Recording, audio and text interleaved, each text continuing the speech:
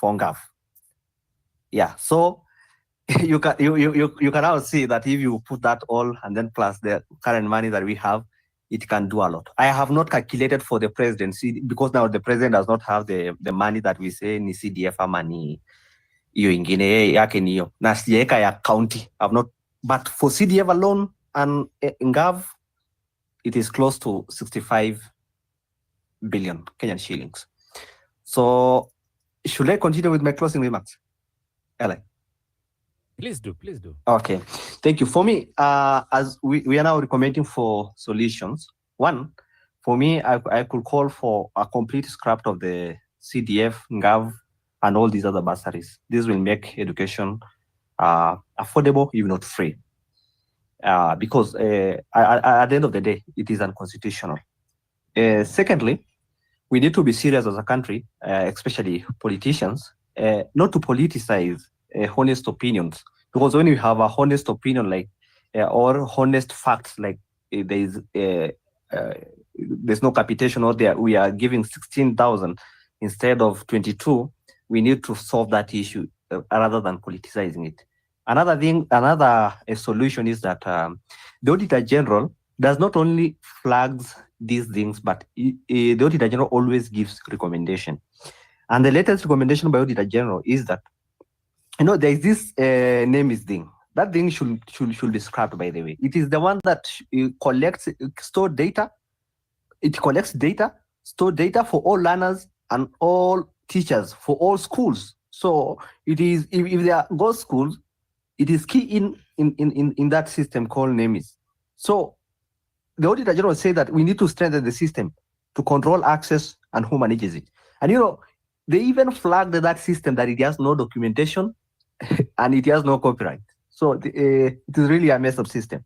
So another recommendation by the Auditor General was to conduct a comprehensive forensic audit to the NAMIS, also to register all schools with unique IDs. So I cannot say all the recommendation, but if we are a serious country, we have an independent institution like the Auditor General. They are paid by the Kenyan taxes. They flag in a corruption case. They give recommendation, but totally no one is interested in it.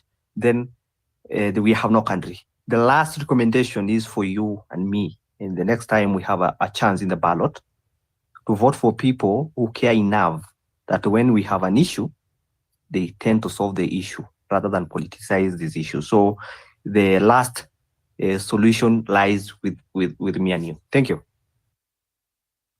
Thank you very much, Abdullah. Looking forward to the next conversation. Marabu, a lot has been said.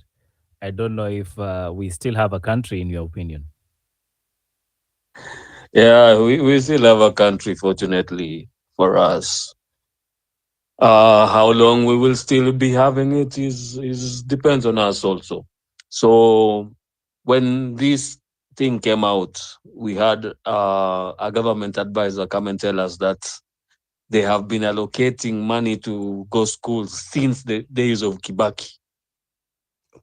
Then I went and looked at the days of Kibaki and realized that the current president was a minister of higher education. So you can know the mistake where it started. The fact is, education has a lot of money. In fact, when my brother said some billions, if you culminate all bursaries, they come to about 106 billion. I think that memo was given by the communicator the other time, tagged almost all of us. So this is 106 billion. If you decide to consolidate it into education, then you're going to just be missing about 17 billion. I'm sure that is small money. We can miss out on some few churches and we can educate our children. But here's the problem. A lot of politicians own private schools. When public school goes down, private schools benefit. So it's an issue of people and their interests not aligning. Mbadi coming out to tell us exactly what is happening is what has brought out all these issues. But I must confess that I believe that even since Uhuru's time, schools were not getting the correct amount of money. So, what is the way forward for me, the Auditor General?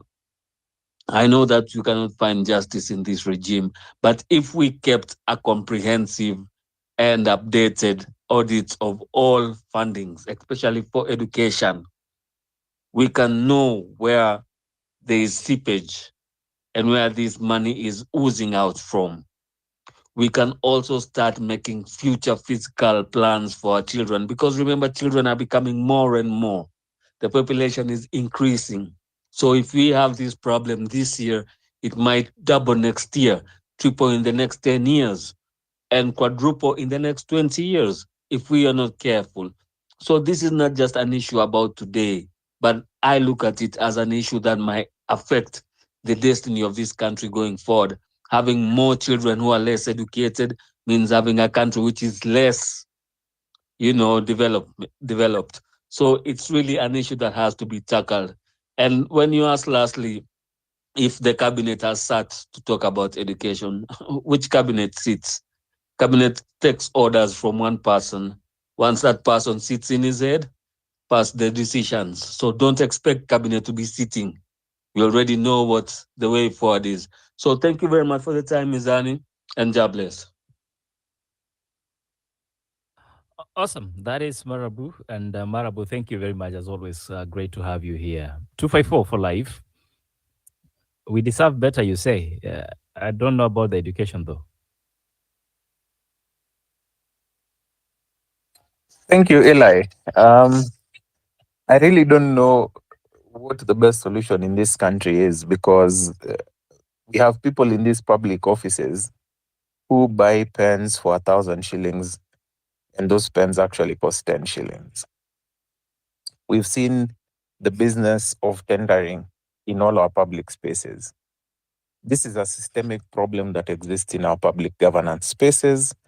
And so, as much as people are saying we can fix this problem by, for example, getting rid of a few heads here and there, might not be the actual grounded solution. I think there was one speaker who talked about a total um, audit of our entire education system in terms of understanding how many children actually need to go to school, what kind of quality education looks like, and that education must be geared towards growing this country. For me, I believe, honestly speaking, 844 had its own challenges, simply because it was a system of um, replication. So you just replicate what you read, practical skills notwithstanding. CBC, it's still, the jury is still out there on it. Some people feel it has its impact, some people feel it doesn't. Some of the things these children do, I question where they would be useful practically in everyday environment when they grow up. But then again, as I said, the jury is still out on it. But the fundamental reality is that the system, the education system, whichever was to be picked, it had to have a proper audit look at it, so that when we say 844 wasn't working, what elements of it were not working, then come back again and say, if we're introducing CBC, what new elements does CBC bring in that 844 did not? And this is how it will impact the young people. And then, of course, impact our country in terms of economic growth, in terms of skill level, and so on and so forth. Finally, I'll repeat and say, we don't have a revenue problem. We just have an expenditure problem in this country, because there's the money, yes, but where is it going? How is it being used? We see the Auditor General keep highlighting questions about expenditures day in, day out.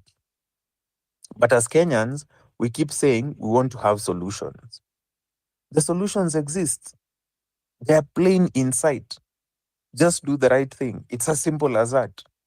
If somebody is sitting in an office where we have audit queries about the expenditure of money, it should be a very straightforward conversation. it should be suspension from serving in that office, total investigation, freezing of assets for recovery. It should be very simple as that. So that now we stop talking about cases from 20, 30 years ago. We still haven't solved things like Goldenberg in this country. We still have not solved so many other scandals in this country. Why? Because it is a system of, when it gets really hot in the room, it is, oh, let's have a conversation, let's see a way forward. We're not fixing the problem, we're just discussing of a way to go forward, sweeping issues under the rug. If you want to really fix this education system, today somebody should have said, Mbadi is not equipped to do so, so he should step aside. Ogamba is not equipped to do so, he should step aside, because they seem to be contradicting one another left, right, and center. And again, why is William Ruto talking about education? Doesn't he have enough to do or enough travels to plan, as he's always moving around and about? So for me, until a proper audit is done, we can say spend money on this and on that and on the other. But then I ask people very simple questions. It is 2025, and there are schools like Pishimwengu in Malindi County. The students are still walking 20 kilometers from their homes to go to the school. Do we really think that is very practical? We remember of Eric Omondi building a classroom in Turkana County. And the county government goes and destroys that classroom because they said it did not get the proper clearance in terms of permission. It was not a structural issue. It was not a safety concern for the children, because the children were reading in a mud-thatched, classroom. Some were even reading outside. But people are busy trying to discredit people who are trying to help by destroying the simple things that our people are trying to build. That is a systemic problem we have in our public offices. So we need a total audit. We need to reset. We just need to get rid of these people, because it doesn't matter whether you put 20 advisors or 200 advisors. They will not give us any solutions. So for me, I thank you for the opportunity to speak. I thank you for this conversation. This should be a larger conversation into the different aspects of our governance system, because we have problems left, right, and center, no matter how we look at it.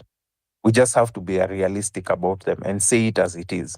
We just need better people in public service, not these politicians and political appointees who keep giving us excuses of why things are not working, and they're the same people causing the same problems. So thank you, Eli and Obeds, and every other speaker who spoke, and all the listeners on this space. I wish you all a great evening. I also wish you a great week ahead. May we have better days to come in this country. And as I always say, Kenya deserves better. Back to you, Eli. Thank you very much, 254. Kenya deserves better, you say. Obeds and Stella, I think you're the last one on the call. I see my Mr. Data Activist, your hand is up, but we really, really must close the space. A minute, please. Okay, I'll be brief. When I said one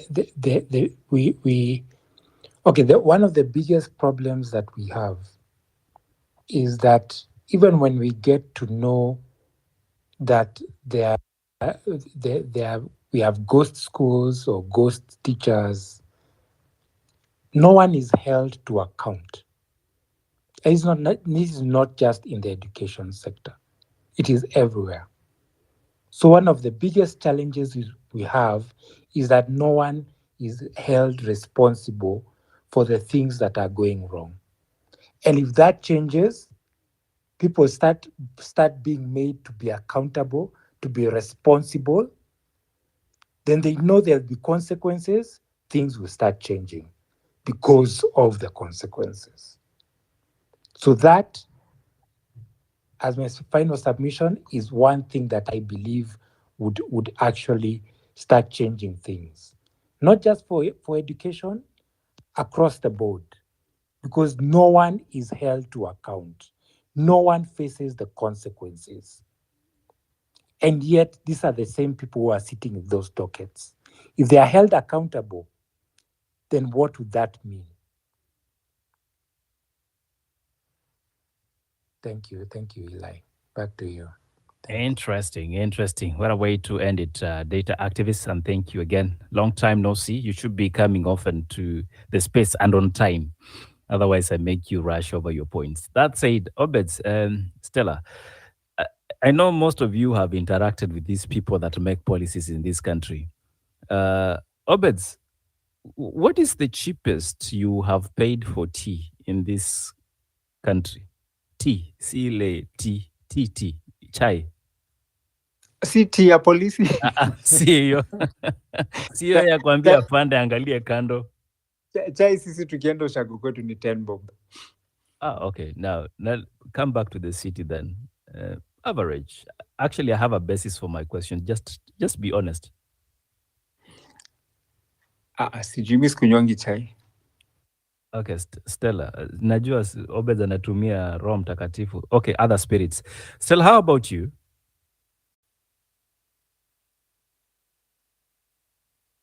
Stella has technically avoided the mic. But Obed, have you ever taken tea at parliament buildings? For free, yes. Okay, how about you, Eli, Stella? I am Malala, having trouble hearing you, so I'm the audio is lagging, but I heard your question. But the cheapest, just like Obed's, 10 shillings. Stella, unajiangusha budget na kuna hapa masonko wanaweza amua haribike au kufanyia kitu. Msichana mdogo kama wewe unakunywa chai ya shilingi 10. Anyway, you know why I asked this question is because 254 was talking about the pen that cost 10 shillings outside here, and miraculously it costs 10,000 shillings at parliament. But did you know that your parliamentarians actually buy tea for 80 shillings? But when they go out for these parliamentarian trips, they can only drink tea that costs them at least 1,000 shillings. Yani chai yao cheapest. Then you are here wondering why things escalate prices once they get to parliament, but opposite when they are outside. That is the reality we live in. And that's why probably the prices of the things you buy out here do not conform. And the parliament wanashanga si tumekupatia basari. Kwani haitoshi. Ronyo tells me 50 bob. Hiyo inakaa ya Wamasai kabisa na imejaa maziwa. Thank you, Ronyo, for your comment. Obeds and Stella, I'll give you an opportunity to make your last submission. But just as we conclude, I wish to say this, Obeds, and Stella. Stella was asking me, Eli, earlier on, how about your days at school? Sisi kama Gen Z wa kitambo, tulikunywa maziwa ya Nyayo. Alafu ilikuwa maziwa free. That's why some of us could afford to go and crack those books na maji kwa karai, and we passed exams. Then we passed exams, we arrived outside here, we were told you have to walk around with a brown envelope. Sisi Gen Z wa kitambo, sijui nyinyi kama Gen Z wa siku hizi, Stella, mnajua hii maneno? Stella?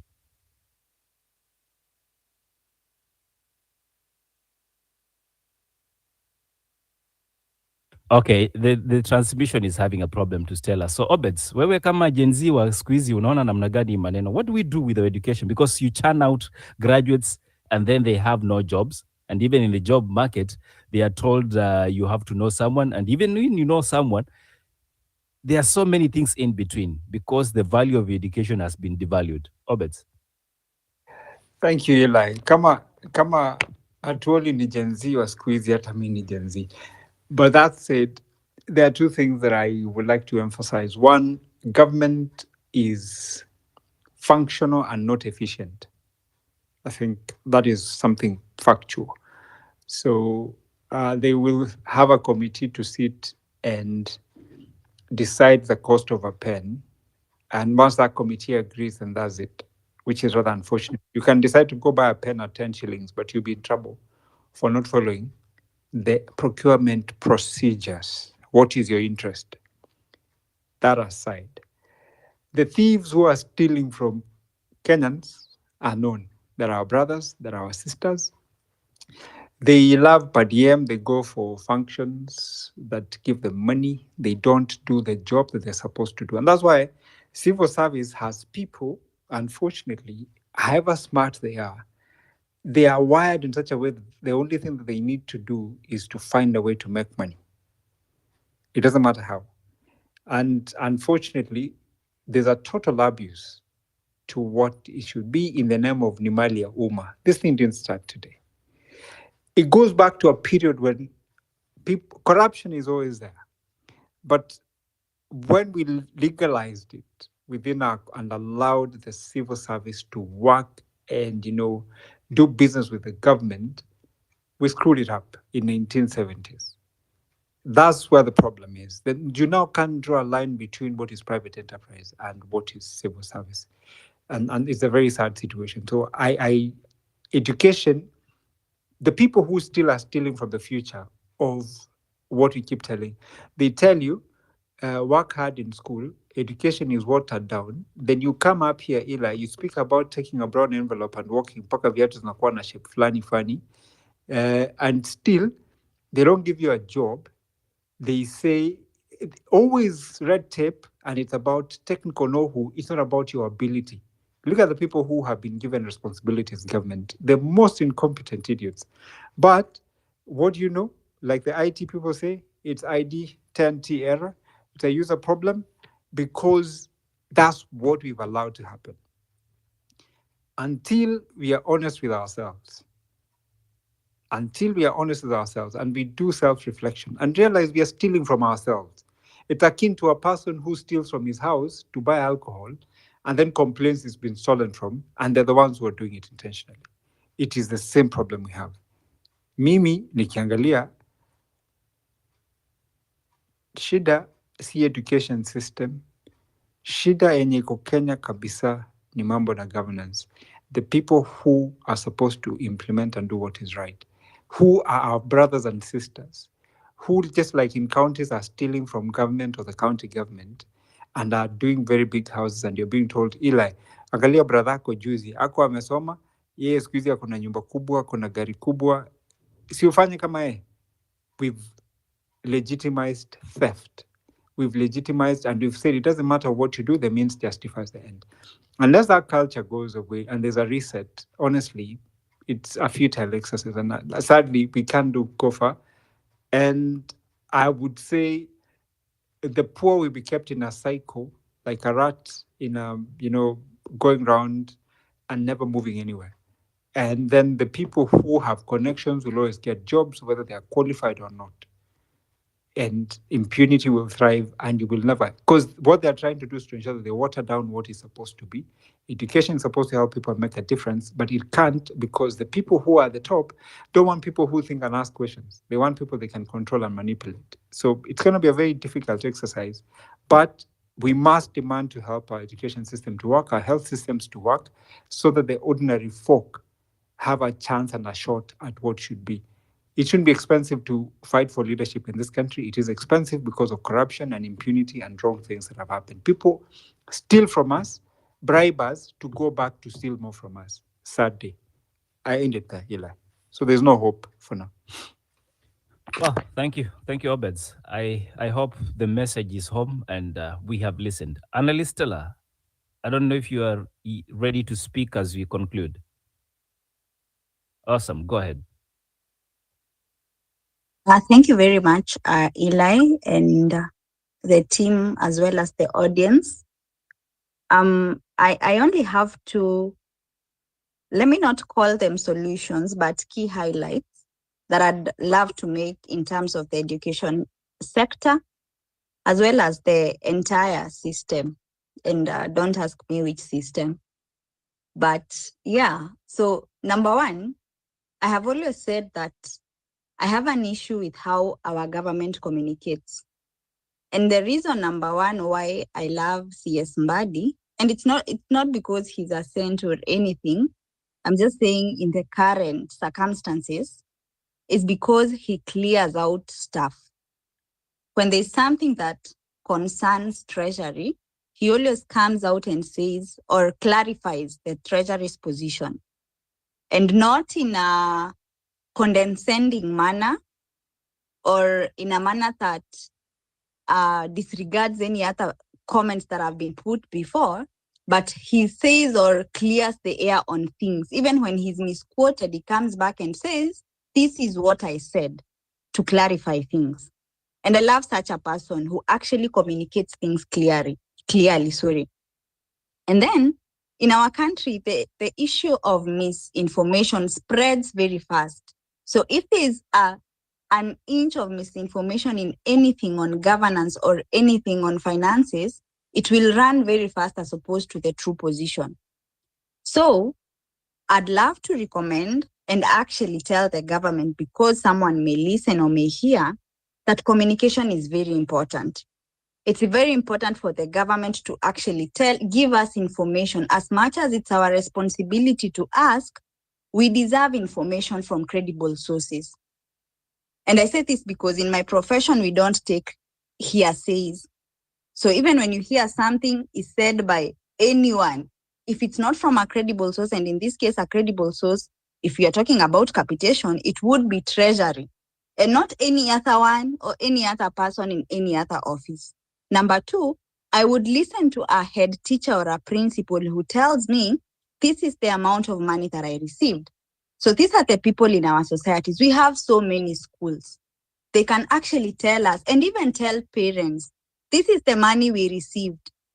So at the end of the day, even if you hear 22,000 anywhere, this is the amount of money that we received.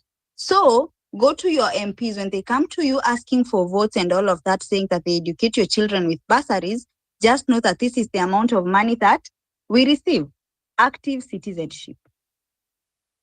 Number two, I think we blundered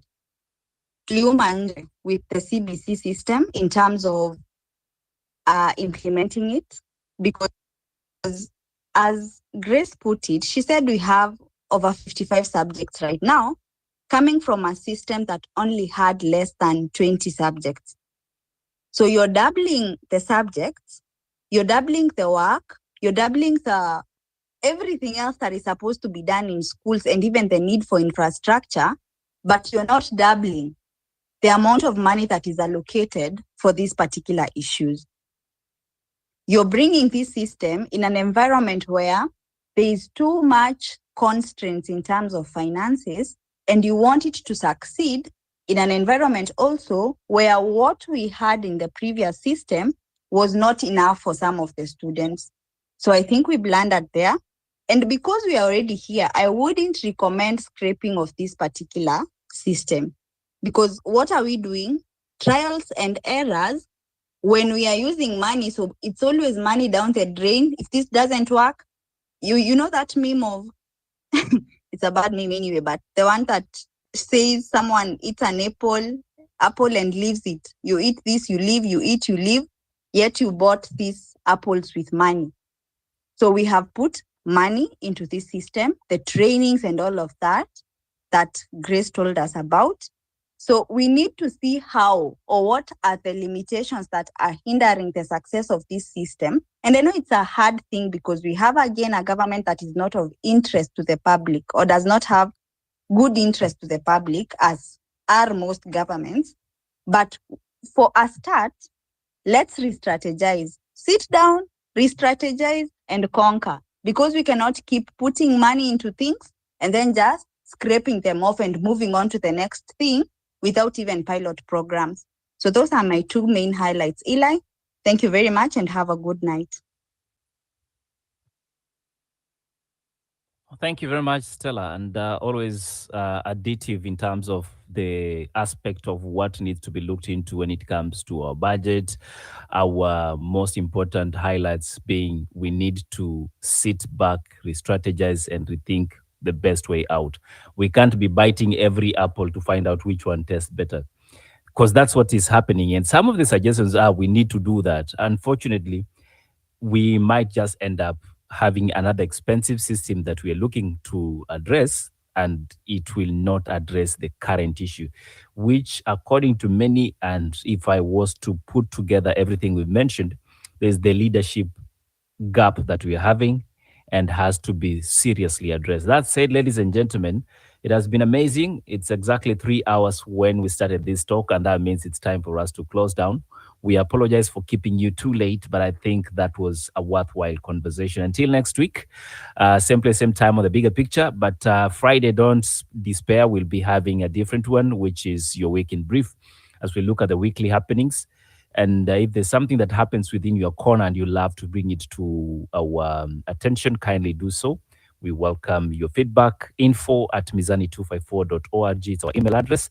And you can always visit our website, www.mizani254.org, to better acquaint yourself with what Mizani is all about and what we do. Please, we do not carry out public polls or opinions on political outfits and who is vying for what seat and what they did or did not do. That is not an associated entity of Mizani 254. The only name you have to look for is Mizani 254, where the scales of balance are restored and meaningful conversations thrive. Good night. Until next time. My name is Eli, and I'm out.